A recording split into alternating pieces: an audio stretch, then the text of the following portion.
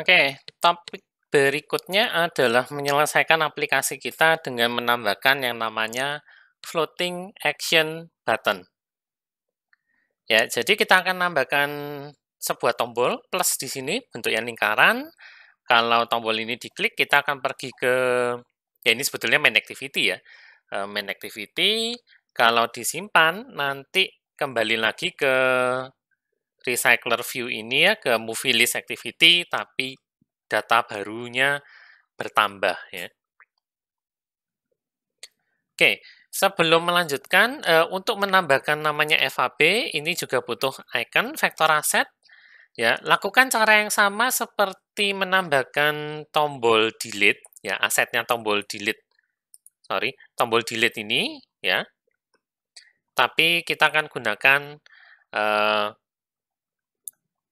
gambar namanya IC baseline at 24. Ya, kita akan lakukan itu. Jadi di res, di drawable ya boleh, saya lakukan di res saja. Klik kanan, lalu pilih new, vector asset. Pastikan ini tetap clip art, lalu klik di sini, di search saja langsung untuk tombol add. Nah, saya akan gunakan yang add biasa aja. Ya, karena untuk lingkarannya sendiri itu nanti sudah digambarkan dari FAB-nya ya. Oke, ini klik OK, klik next, lalu finish. Dan berikutnya di activity movie card ya, kita akan menambahkan FAB ya, floating action button. Ini adalah sebuah tombol yang melayang di aplikasi kita ya, dia dikategorikan sebagai tombol yang penting. Ini akan menjalankan sebuah aksi utama dari sebuah activity. Ya, jadi contohnya Gmail itu punya FAB, kalau diklik kita bisa membuat email baru dengan cepat ya. Kalau di Google Calendar misalkan, kalau diklik tombol plus FAB-nya, maka kita bisa membuat event baru. FAB nanti lebih dijelaskan dengan mendetail waktu material desain ya. Untuk sekarang kita pakai FAB-nya lepasan dulu. Ya, jadi di activity movie list drag and drop lah FAB di button juga. Movie list saya mana ya? Saya buka dulu sebentar di layout. Movie, nah ini dia movie list. Ya, di setelahnya recycler view, maka saya akan menambahkan FAB. Ya, lalu langsung diatur aja FAB-nya butuh gambar plus ini. Ya, oke. Kemudian berikan constraint seperti biasa secara horizontal maupun secara vertikal ya. Oke, lalu saya beri margin kira-kira mungkin 24 sama 24.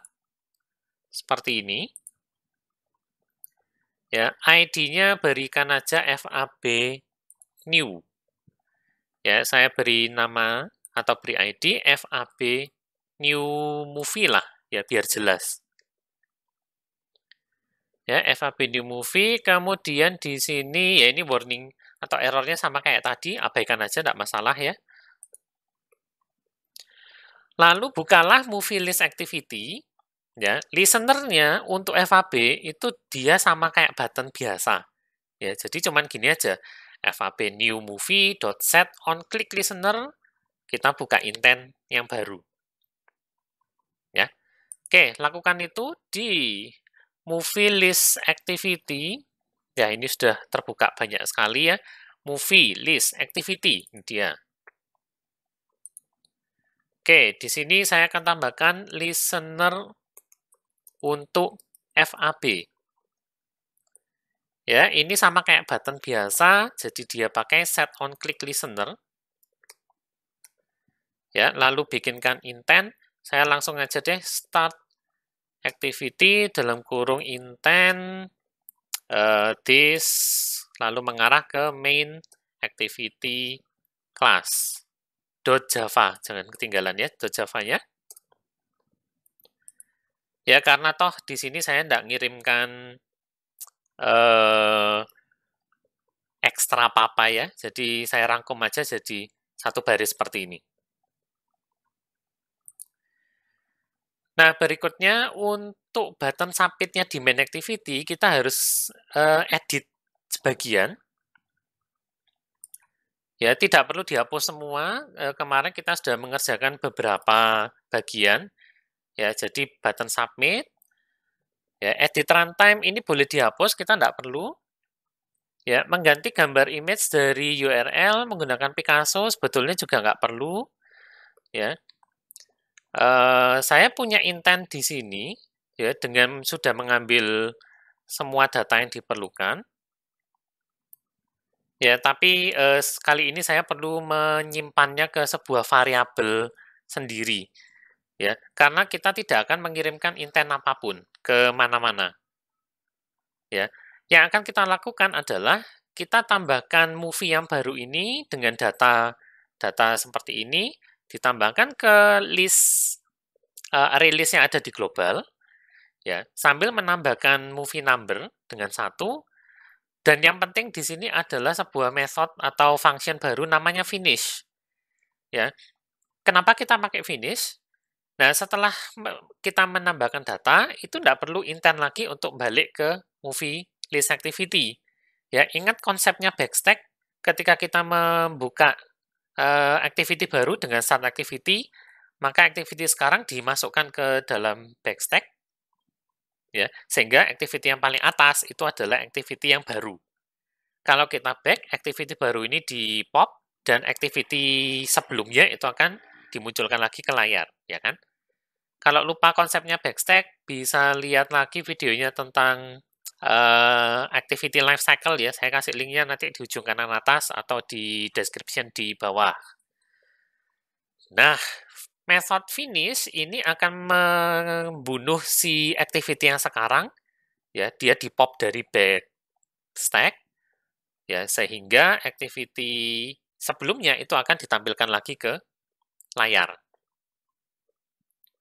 Ya, gitu aja. Nah, ini untuk kelas movie-nya kan konstruktornya ada 5 parameter, ya. Tapi di sini belum ada IMDb URL, jadi ini nanti kosongkan aja, ya. Oke, jadi apakah ada yang bisa saya selamatkan dari button submit saya ini ya? Oke, ini sudah tidak perlu, saya akan komen aja. Mengganti image view di Picasso, tidak usah. var rating ini sudah diambil, file URL sudah diambil, apalagi yang belum ya. Saya akan selamatkan beberapa variabel dari put extra ini. Ya, jadi daripada ngetikkan lagi file title sama dengan bla bla bla ini ya, saya akan gunakan fitur dari Android Studio. Ya, namanya adalah introduce variable. Nah, caranya gini. Ya, ini silakan di-highlight dulu. Ya, ekspresi yang mau dibikinkan variabel di-highlight. Kemudian klik kanan, pilih refactor, dan pilih namanya introduce variable. Ya, atau shortcut-nya di sana adalah Ctrl Alt V. Nah, berikutnya saya akan diminta untuk atau lebih tepatnya ditanyai ya, mau dideklarasikan di blok yang mana? Apakah di dalamnya bloknya apply, di dalamnya put extra, ya diberi tanda hijau seperti ini, atau di bloknya set on click listener, atau di on create.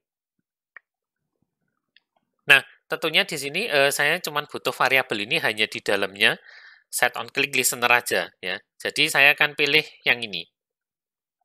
Ya, kalau sudah di enter. Nah, nanti secara ajaib kita diberikan sebuah file. Ya, cuman kok namanya tuh string ya, nggak puas ya. Bisa diganti ya. Di-highlight lagi nama variabelnya, lalu klik kanan lagi, refactor. dan di rename atau Shift F6 di sini. Ya, kalau sudah tahu shortcutnya bisa cepat banget ya. Nanti Ctrl Alt V dulu, lalu pilih targetnya di mana, disusul dengan Shift F6 langsung. Ya, saya akan rename jadi apa ya, title gitu aja. Ya, bisa terlihat di bawah nama variabelnya juga otomatis diganti ya. Oke, jadi saya akan lakukan hal yang sama untuk teks showDate. Ya, Ctrl Shift V langsung. Sorry, kok Ctrl Shift V? Ctrl Alt V ya. Ya, jadi saya akan pakai shortcut kali ini, Ctrl Alt V. Lalu saya pilih blok yang ini ya, blok yang ini. Namanya toString, di-highlight dulu. Lalu tekan Shift dan F6. Ya, lalu bisa di-rename, showDate. Ya, sekali lagi ya, untuk shortcut-nya supaya cepat, ya saya akan tunjukkan tombol yang saya tekan. Jadi ini di-highlight dulu, lalu tekan Ctrl Alt V,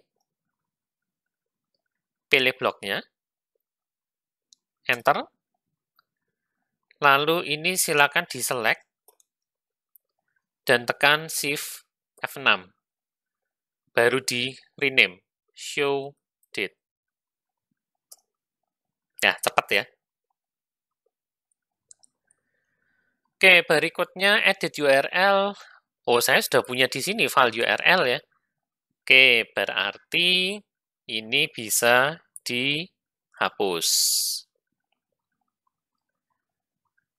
Ya, jadi untuk merapikan kayaknya saya hapusin aja, nggak penting ini ya. Oke, ini saya hapus. Ini juga nggak perlu. Komen ini nggak berlaku lagi, sudahan. Intent juga nggak perlu. Ya, sehingga button submit saya sekarang tinggal sekian. Tinggal tambahkan ke release global.movies.add. Ya, add-nya baru, movie baru, kita tambahkan aja, urutannya adalah title, rating, showDate, URL, dan IMDb URL-nya kosong, pasingkan aja string kosong seperti ini. Ya, lalu kita tambahkan movie number-nya dengan 1 plus, dan terakhir tutup activity ini. Finish gitu aja.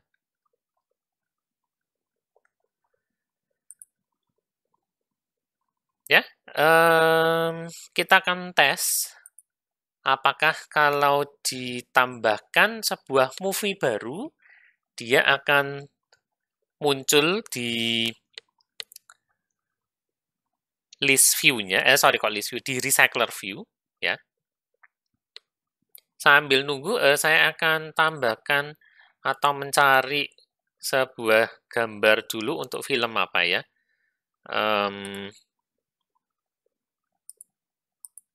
Oke, lagi install, misalkan saya cari film yang lagi ngetren mungkin Mulan kali ya. Mulan yang 2020.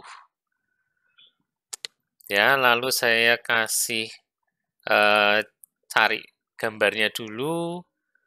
Misalkan ya pinjem ini deh.